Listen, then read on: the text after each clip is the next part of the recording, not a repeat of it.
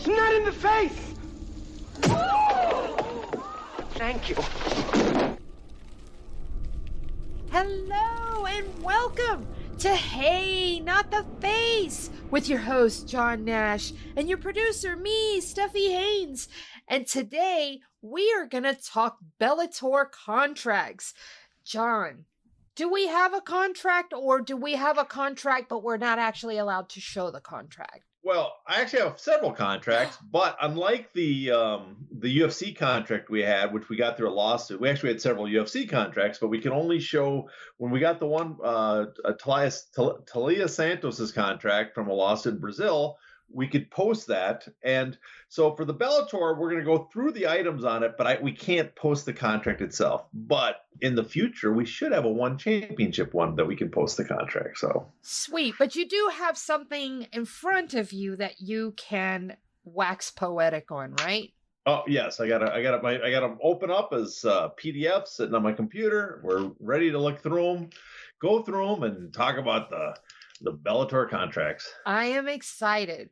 First, how does it compare to the UFC and PFL contracts that we've looked at? Because it looks a little bit smaller to me. Yes, they're a lot smaller. The PFL and UFC, I think they run anywhere from 27 to 30 pages, basically in that ballpark. A lot of addendums, a lot of stuff in it, cover a lot of ground. The Bellator contracts, the standard, run about 15 pages, so almost half the size. So there are a lot less in them, but they still have a lot of the same provisions. Years ago, you did an article on Bellator contracts, and you talked about how sticky they were. First, I want you to describe what you mean by sticky. And second, I'd like to know, are they still that bad? Are they still real sticky? Well, I wrote that during the Bjorn era, and there was a lot of complaints that Bellator's contracts were awful. And in many ways they were, because they were like a starting boxer's contract. And the difference is a promoter in boxing, they invest in the boxer, they need to get their return. So there's a lot of extensions that the boxer pays out. In MMA, in a few fights, you could be on a main event, right? You see that all the time. Chimaev comes out of nowhere, wins a few fights, he's a big draw. So there's not that sense of, we don't do what we do in boxing where you build a guy from the grassroots up. And so people coming into these major promotions are much further along in their career, but Bellator had all these provisions. So if you win a tournament, they add a number of fights. If you win a tournament again, they add more fights. If you win the title, then there's additional fights added another year. And then on top of it, there's extensions at the end. If they want, they can add 1, 2, 3, 4, 5 fights. So their contracts could go for, I can't remember, like 5, 6, 7, 8 years if they wanted to. So they can extend these contracts for like all MMA contracts. If you don't take the fights, they also can continue to extend it. So even trying to fight them out, it would take forever. It would be impossible to get out. And then if you gave up and tried to wait out, there was no waiting out. So they were terrible contracts. And no, these contracts are nowhere near. They've been much better for years. Are they a lot better than PFL and UFC? Like, if you were to weigh these out on a scale, which one? I mean, how much difference would we see in quality for the fighters? Well, they're better in some ways, but not better in others. When we go through it, you will see some of the differences. Mm-hmm. People can weigh it. But overall, I would say that I don't want to give away what we're going to talk everything about. But overall, all MMA contracts are very similar. The standard has been laid out, and almost every contract is the same in the sense of the terms, the extensions, all those things. Mm-hmm. The power that the promoter has to choose fights, to choose opponents, to choose location. Almost those are all identical. The difference is the Bellator contracts doesn't have a lot of the auxiliary rights that you see on the other contracts, and that I would say is better on their part. But there's when we get into, you'll see there's certain other things aren't as good as some of the other promoters. Okay, so while all MMA promotional contracts are similar, and you tell me that each one has a slightly different layout, what does this require from both parties as far as the rights on page 1 and things like that, because there's a lot of terminology here. For instance, promotional rights and promotion of bouts and things like that. Can you just break those down a little bit for us so we know exactly what you're talking about when you use these terms? Okay, well, when we say the layout, I meant like is people listening, because they don't have a page in front of them. Is that they all contain a lot of the same terms and sections, but they're in different orders and they're spelled out a little bit different terminologies used. But for the Bellator contract, it starts out kind of not right away, but it starts out pretty close. It talks about the promotion of bouts, what's expected of the fighter, right? What's expected of the type of fights. Each fight will be a contest between a fighter and opponent designated by the promoter. Very basic. Then it also says they'll be abiding by the rules set forth by the promoter. It's kind of interesting, though, that they set the body and the jurisdiction over the bout. Now, you could assume that means the local athletic commission, but this is Bellator. I'm wondering if this also applies to Japan. In other words, Bellator's not saying that you're going to be fighting under unified rules. We can offer you a bout in America or in Japan. You could read that way, but I'm not 100% certain, but it seems a possibility given the fact that it doesn't say exactly what type of rules you're going to be fighting under. And then it says that the promoter, though, he has to promote, and the fighter has to participate in the bout sold elsewhere. Basically, almost like everybody else, they have to choose where they're going to, the promoter gets to choose. But Bellator is interesting. The manner of the presentation. So the promoter chooses to offer you a tournament. That's an offer you have to accept, right? And if you refuse it, they can extend your contract. That's an offer that's considered a fair fight offer. So in some ways, I guess PFL, we all know their seasons and tournaments, it doesn't matter. But that's a little bit worse than the UFC. So if they have a Grand Prix Bellator and they want to offer you a fight, you either have to accept it or turn it down and have the contract extended, right? The promoter has to do it on the date. He gets to choose all the things that the promoter has the power and all the other promotions. Very similar. The fighter also cannot participate in other sports. They like wrestling and any activities that can hurt them. So they can get hurted.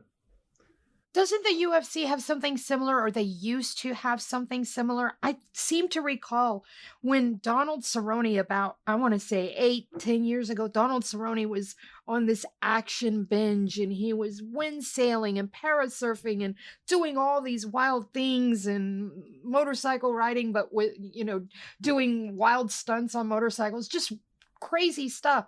And I seem to recall that the UFC either had something in their contract or were going to put something in their contract, basically barring fighters from participating in dangerous sports or whatnot. Is that the same? They do have something in their contracts about that. First, they say you can't participate in other sports, but they do have something in the provision. I have to double check it, but there's in the UFC contracts, there is a section about dangerous activities. I cannot remember on top of my head. We did the episode, so I'm sure we mentioned it. Yes. But well, first of all, it warns you that MMA is a dangerous activity, right? Dangerous sport. It gives you a lot of warnings about that. But it does say stuff about the fighters banned from doing stuff that can harm themselves and basically, stop a fight from happening. Does Bellator have that same exclusion there for not just other sports but dangerous activities? That's my question. It does have a section on it, and basically fighters shall not engage in any abnormally dangerous activity having a potential for injury that could conceivably prevent a fighter from engaging in bouts. Thank you. All right, so next question. In that next section, that fighters are required to cooperate with the marketing. How much cooperation are they asking for? And how does that compare with the UFC or PFL or ONE or whatever? Well, it's a lot of cooperation. The fighters expected cooperate and assist in the advertising, publicity, and promotion of the bouts and events, and rebroadcast the bouts or events in the media whatsoever. Other bouts for promoter, other events and broadcast by promoter, the sale of merchandise tied to the event, and the Bellator brand, right? So all these things the fighters expected to promote, they have to do like a lot of the language of the promotion, they have to do reasonable requests, but it's usually tied, and they have the old Bellator will compensate them with the hotel accommodations and a reasonable per diem, but it doesn't give an amount usually on these contracts.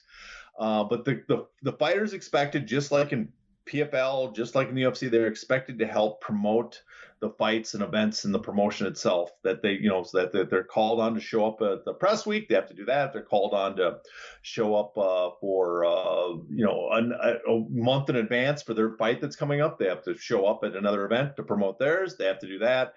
Basically the same as everyone else. But the one difference is there's not a lot of the. If people remember when we went through UFC, there was a lot of additional stuff fighters had to do on fight week, just a lot of stuff written out and laid out. That's not laid out in a Bellator contract.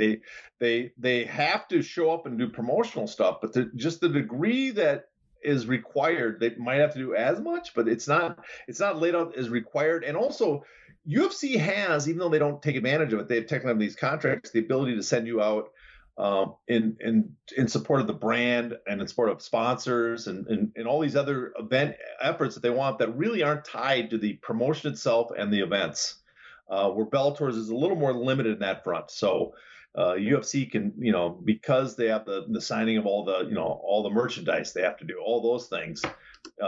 There's all this additional material that the UFC has to do that is not required of Bellator fighters. Next is this really long list of auxiliary rights that are granted to the promoter. Now, you alluded to these earlier. I need to know about these auxiliary rights and which ones is Bellator actually not asking for? Well, that's a good one. They ask for a lot. When you read these, it's almost absurd the amount of stuff they say they have the right over, and they go through a long list. Bellator has the exclusive right in the term to stage some are obvious, to stage the bouts, to sell the tickets and admission, to broadcast, to telecast, to do pay-per-view, all those things that generate revenue. Bellator has the right to the matches and to sell it. But then they have the right to exploit and use to the fullest extent possible and all the content, data, information, intellectual property rights that are prepared, derived, conceived, developed, manifested, or created by and through this agreement, and include stuff. They have the right to the identities, the fighters, the trainers, the corners, the seconds. They have the right to exploit it, full use and exploit it. The rights on TV and all different types of mediums, on satellite, closed circuit. They just go on and on and on with these rights.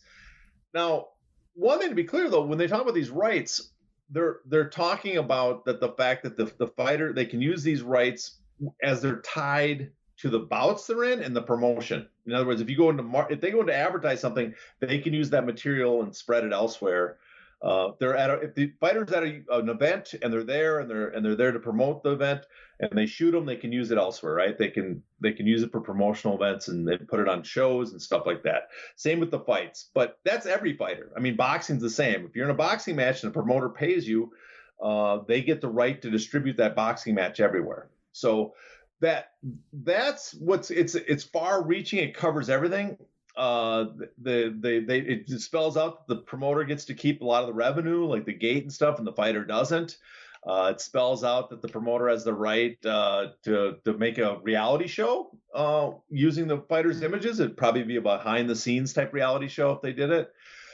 So they have the right to do all that stuff, but other promotions basically have the same right. So it's not surprising. What is different in this of all these rights is one thing Bellator doesn't do. It doesn't ask for as much about the image rights. It doesn't get your image rights for non-fight related material as much, right? Mm. So you don't have to sign up your rights and then find out that you are part of some sort of merchandise that you were not prepared for. That now they can do merchandise that has to do with your fights, but you don't have to sign your image rights and find out they're being used in, let's say, video games without your knowledge, without you have no control over really. They can sell their rights to video games, but just like anybody else, but they can't sell your image. They can't make a character based on you.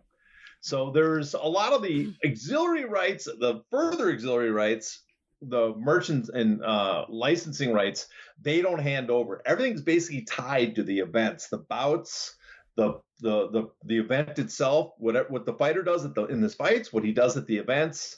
Those are the things they're selling, right? Or behind the scenes footage that they're shooting for prep for the event. But they don't take your identity and then extend it further than that, which is in MMA is actually a positive, but it should kind of be the standard. Okay. I want to backtrack for just a moment back to cooperation, if I could. Yep. Yes. Back in the day, fighters used to have to sell tickets to their Bellator matches. Is that still a thing?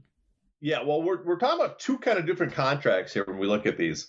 These are what I call a standard Bellator contract. These are the guys that are signed multi-fight deals with Bellator, right? They don't have to sell tickets, right? Okay. Back in the day, they used to, but they don't now. But they're standard. They're basically UFC type contracts. UFC type.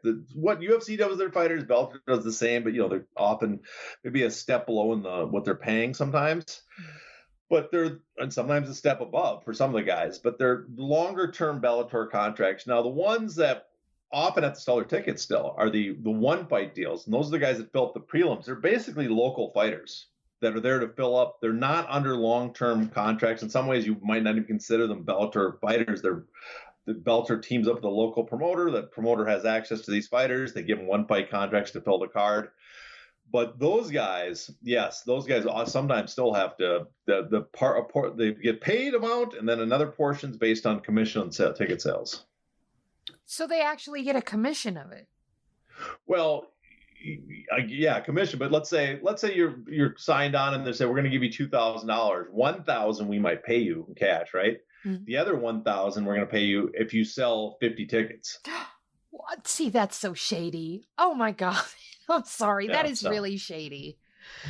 So. Yikes. Okay, I don't like that at all. Let me ask you this.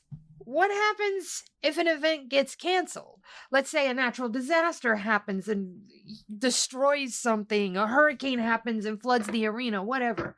Or worse, what happens if a fighter gets injured? Well, it's very much like the other promotions. If something happens, force majeure happens, a natural disaster, Bellator has the right to postpone the fight and move it. If the fighter gets injured, the fighter and his opponent, they have a right to postpone, basically freeze the contract for a while and move the fight until they can make it. Basically the same as PFL and UFC. They all have these terrible provisions. Well, I shouldn't say. I mean, it's a little bit understandable that you have the right if someone gets injured or something to move the contract, but the problem is then these provisions just keep going and going and going. There's no end to them. But yeah, so just like the UFC, just like PFL, when there's that kind of disaster and stuff, they have the right to freeze the bout and move it. So while we're here and we're talking about fighter injuries, we have this guy, Christopher Lencioni, who was preparing for a fight, had a heart attack. So they thought. It ended up being some rare heart condition that forced him into a coma, of all things. And then we have Bellator coming out, and they have posted his GoFundMe and are calling everyone to action on the GoFundMe, and they closed the comments. And I know why they closed the comments, because they're getting a lot of pushback about, one, why Bellator's name is not on the donation list, but two, and most importantly, what their insurance policy is and why they are not covering this young man's bill. So my question to you is there something in there in these contracts about insurance as far as injury insurance? Because that's basically what it's known as. It's not real insurance. It's only something that covers you in the event of an injury, I believe, during a fight. But that's my question to you. What's the actual clause say, or paraphrase what it's saying? Well, it's under the acknowledgement of risk. It tells the fighter voluntarily and knowingly agrees to participate in the event, knowing how dangerous the activity is, right? But in it, it spells out the promoter will acquire such medical insurance for bouts as is required by the commissions having jurisdiction over the bouts, if any is required, and fighter's sole recourse in the event of injury sustained in the course of the bout will be through such insurance. In other words, the insurance they carry is the insurance for the bout itself. That's what promoters have to carry for the fight. The training, because fighters are independent contractors, they're not covered. It's not a workman's comp situation. They're not covered. That Bellator is legally under no obligation to cover that. Okay. So there's no injury insurance covering it for the period for the workout. Now the UFC does have it. I can't remember. It's like the deductible is pretty high, like a $5,000 deductible, and I think a $50,000 max. Mm-hmm. But I think in this situation, something like this, UFC might step up and pay more because just the PR, they're loaded. They're just absolutely loaded. But the UFC insurance would probably, it depend. I don't know. This is actually something about that too, because is it considered an injury he sustained in training, or is it considered a medical condition he had pre-existing? Yeah. So it's possible that even UFC's insurance wouldn't cover this. That's people tune in. Maybe in a couple of weeks, I'll ask around and see how their insurance would cover this. Just this information right here is more than is floating around currently. So I am grateful to know. How about that? No, it's nice. Look, I like how you set the bar so low for me that I can clear it. Right? You only have to clear the bar of his co-host and good friend. Let's talk about how many tickets, corners, and things like that a fighter can bring with him. How many tickets does he get to give to his family, and how many corners can he bring?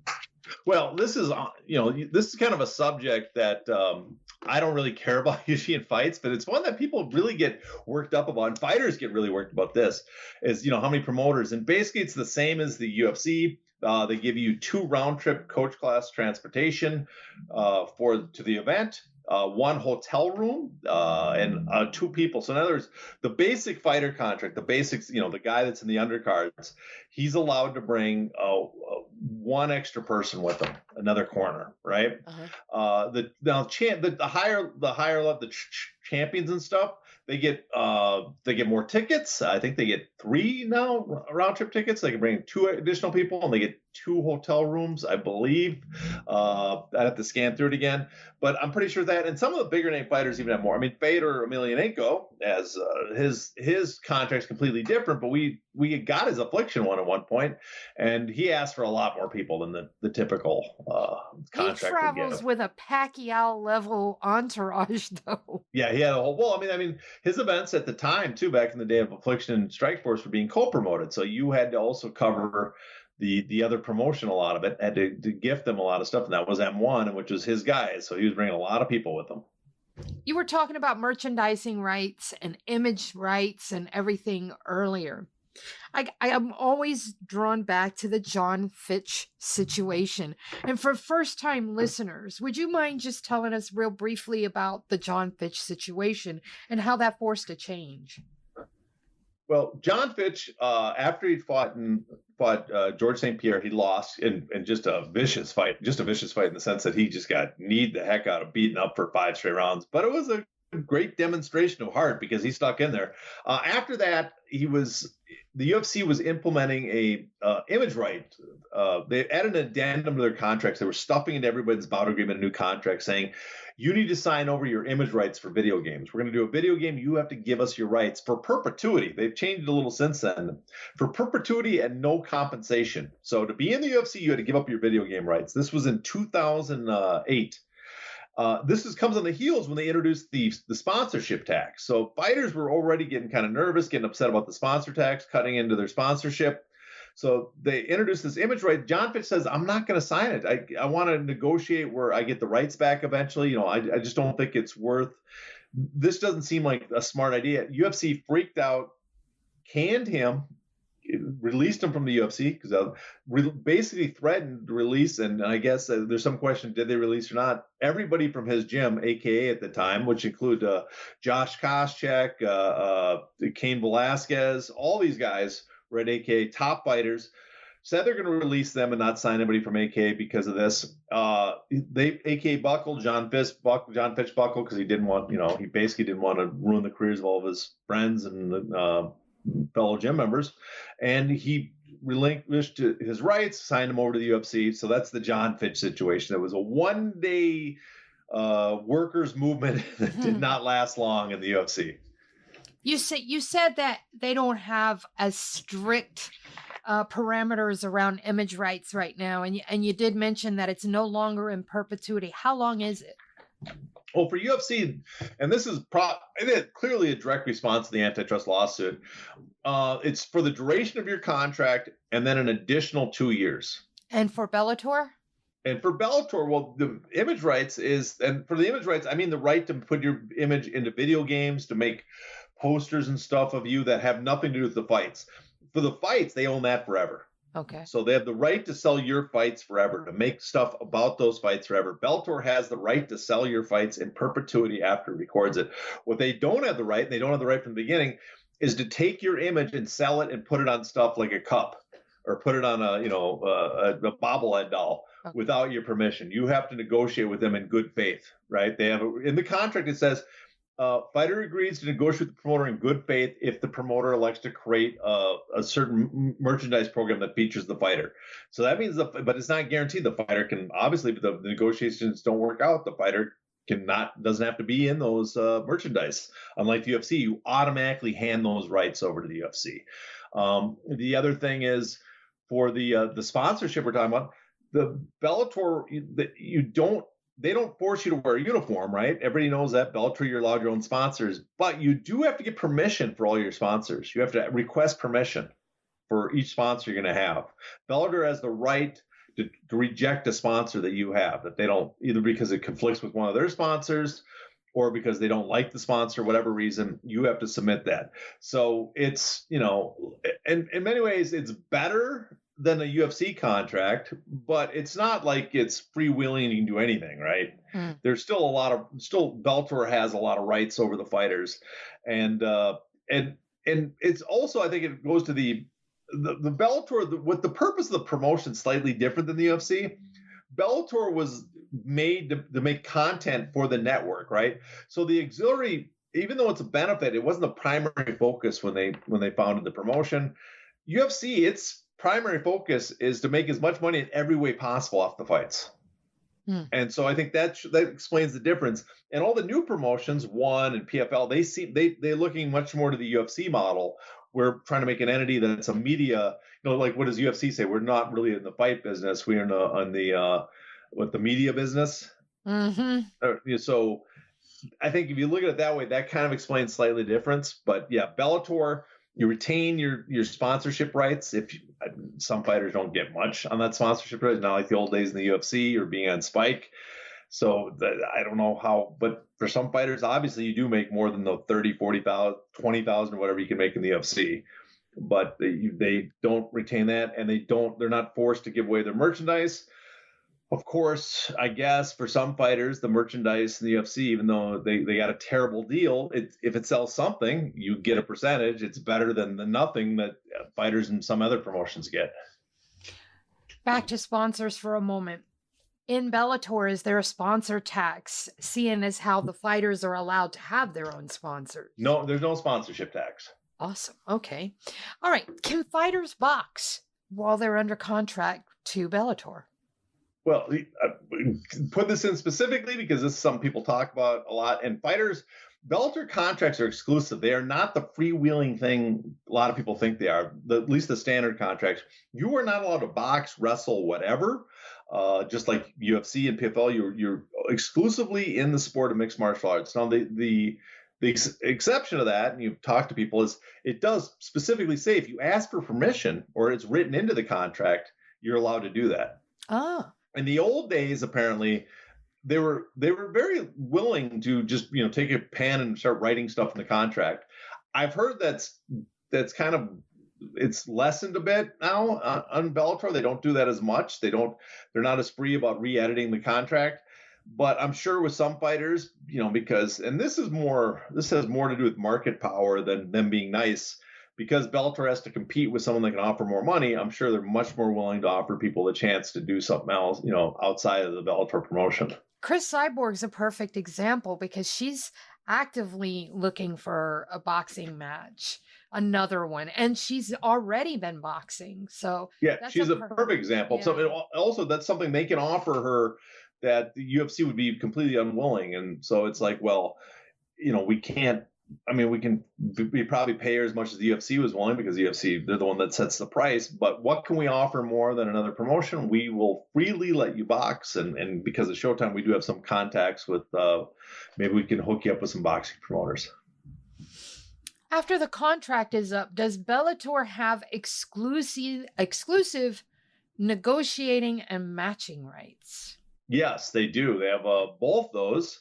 For a while there, the UFC, for the contracts I saw, did not have the exclusive negotiating period and had just the matching rights. Now, because they're introducing an antitrust waiver, class action waiver, I should say. Wait, because what? Back up. Bellator is? No, sorry. UFC introduced that because UFC introduced that. I'm sorry. That was my mistake. You just confused me there. I was like, wow, Bellator's got one too. No, but because UFC introduced that class action waiver, they've now gone back to having both a exclusive negotiating period and a matching rights. Now, Bellator has both. They have a 90-day exclusive negotiating period, and then they have 12 months of matching rights. So if you get released or your contract ends, they have 12 months to do that. What's interesting too on this, since we're on the subject, is I have not seen an addendum in any of the contracts yet or anything, which both PFL and UFC has, is a arbitration clause. They don't have that in their contract. So that's a positive for fighters, because the arbitration clause, not that Bellator or PFL or anybody being accused of antitrust violations anytime soon, but being able to go to the court system, as we talked about previously when we went over those waivers, lets you set precedent that other fighters can follow. Where you go to arbitration, people are unaware of what transpired, and it sets you got to go do it all over again every time. Now, Bellator is a California company, but their choice of law venue, it's in New Jersey. I don't understand that. Why? Well, it's in New Jersey for a very good reason, because New Jersey law is not nearly as favorable as California law is for fighters. California has a specific regulation that says that after 5 years, a promotional agreement with a fighter has to terminate. So you can't have contracts over 5 years. Basically, the UFC sunset, right? Even shorter than that. It's a specific 5-year duration. So for Bellator, being in California, which also has all these other rulings and stuff that have been favorable to fighters, that's obviously something they don't want. And so they've now kept since the Bureau of Revenue days, they've kept the legal venue in New Jersey. And that's one thing I wish Bellator would feel this pressure to do, is move their base, because they're based in California, move their legal venue to California, and right immediately then fighters would have a 5-year max to their contracts, just like that. What are terms like for a Bellator contract? Well, I mean, they're basically identical to UFC. You get a set number of fights, right? You get a set number of months that those fights have to take place in, although they can be extended with, all the other provisions. But the contract starts the date that you signed and sent in and agreed. So it starts on that date. But the one thing I've noticed is like where UFC will be like 4 fights over for 5 fights over 20 months. For the lower guys, Bellators are usually kind of shorter. They can be like 4 fights in 18 or 4, So in other words, UFC averages out over the period, maybe for the 4-fight contracts for like every 5 months, and Bellator is often like a 3 to 4 month category sometimes. So they seem partly this might change now because they are doing less events since Paramount's been in trouble and since there's talk of their sale. But during the previous couple of years when they were running more events, especially with the Zone, I think they were signing guys and trying to get them more fights. I got a feeling that's being reversed because they have a lot of fighters under contract, and they're they're running out. They're having less events. But for UFC, because they have such a big roster, such a massive roster, and the number of events they're trying to fill, that's one thing. You go back to the Joe Silva days. They were signing guys. They wanted to make sure they had the flexibility not to offer you fights very fast. Do they have tolling provisions? Oh yeah, they got the same tolling provisions. If you get injured, they extend the contract. If you turn down a fight for any reason, they can extend the contract 6 months. So all the stuff they have in the UFC, What's bad, like we said, they don't have the 5-year max because it's not in California. UFC, at least, because of the antitrust lawsuit, they introduced a sunset, a maximum duration to the contract. They've weakened that duration, so it's now goes actually longer than 5 years. They've made it worse because of the class action waiver. But Bellator doesn't have it. Bellators are very much like the old UFC contracts; they can go forever. The other thing is, if you win the championship, they got a championship clause, and their championship clause is a little different than UFC's.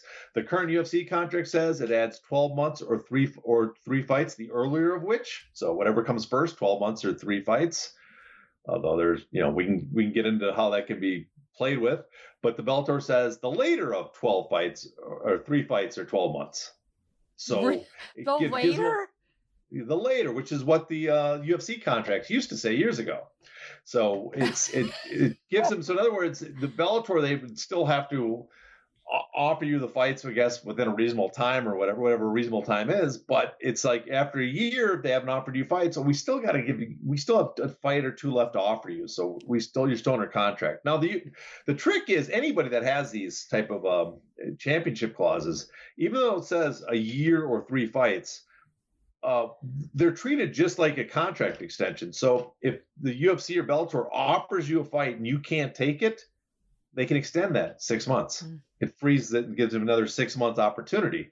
So those championship clauses, they're not defined, limited exactly 12 months. That's one thing. The Ali Act, the Ali Act in boxing, which is they're kind of taken from the concept, is if you signed a title fight with another promotion, right? And they make you sign an option over to get that fight. They can only do 12 months, but that 12 months is hard capped. After 12 months, the deal's up. So MMA, they can keep extending it if you can't take the fights. And here I've been watching on Twitter today how much more wonderful than the UFC Bellator is. Bellator is God and the UFC is down in the dirt with Satan. I am hearing from you that Bellator is just about as bad as UFC, with the exception of some minor tweaks and turns. Am I right? Well, honestly, all promotions are terrible. Promoters are terrible. The whole purpose of being a promoter, and this is what's funny. People will say I like, you just hate this promotion. I favor this one. I don't like any promotion. Even the people I meet and I like in the promotion. I met promoters I like, but the profession, the basic premise of the professional promoter is we're going to pay people as little as we can and try to make as much money as we can off other people taking bodily injury, severe bodily injury, putting their health at risk while trying to pay them as little as possible and us making as much as possible. That's just a sleazy profession right there. In my opinion, that's sleazy, right? Mm-hmm. And so I don't like all promotions are bad. All promotions have given the chance. We can say the UFC is the worst in the sense that they take advantage the most because they have the most power. They're the biggest. They have monopsony power over the market. So they're taking the most advantage of the market. They're paying the least for what they make. But every other promoter, I believe, would do the exact same thing the UFC is doing if they had that power. In fact, the other promotions are trying to be like the Pepsi to the UFC's Coke. They want to operate like the UFC. So they're not like no one out there is like, oh, this is a better promotion, right? But there's certain things Bellator does because of the nature of Bellator that is better than the other promotions, namely that I think they focus more on the fights themselves as what they're trying to get contractually from the fighters. But all the promotions, all of them, they would do what they are there to pay the fighters as little as possible and make as much money as possible. No fighter is willingly going to say, oh, we're going to give the fighters 50% split, 70%, 60%. They might do it because they have to, right? Because, we see from boxing promoters are some of the sleaziest people on the planet, but they pay a lot more, not because they're nice guys, but because they have to. That seems like a good end point for this episode. John, what you got coming up? Because I know you're going to go on a bit of a vacation for a couple of weeks, but anything we can look forward to before that? Well, I'll be gone for a week, but during that I might finish. I have several articles actually in the works that are going to come out on Bloody Elbow over the next. I don't know. I have a time. Who knows what the scheduling system is going to work for? We schedule these in advance. So, but I have several. One I'm talking about sanctioning fees in boxing and how we can fix that. It's based on a discussion we had a month back, I believe. Yep. So that'll be an article. I spell it out a little better in the article, I think. So we'll have that. I also have one where I talk about, I go over basically, again, the source of inspiration, I use the Leave PGA Tour and some of our conversations about Francis Ngannou and O'Malley and Sterling and all those to talk about, basically we got prima facie evidence that there's a monopsony in the sport of MMA. So that's another article. So look forward to that stuff. I am looking forward to that stuff. Right now, though, what I want you guys to do is follow this guy on Twitter. He is at Hey Not the Face. If you have questions, you can direct message either of us on Twitter. My Twitter handle is Crooklyn MMA. And if you want to email him, he's heynottheface@gmail.com, and I am crooklyn949@gmail.com. If you have questions, suggestions for content, whatever, shoot us an email or shoot us a direct message. And y'all already know the drill here. Until next time, please stay safe.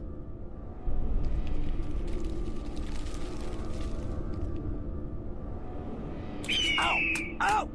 Not the face! Ooh! Ooh! Okay, the face!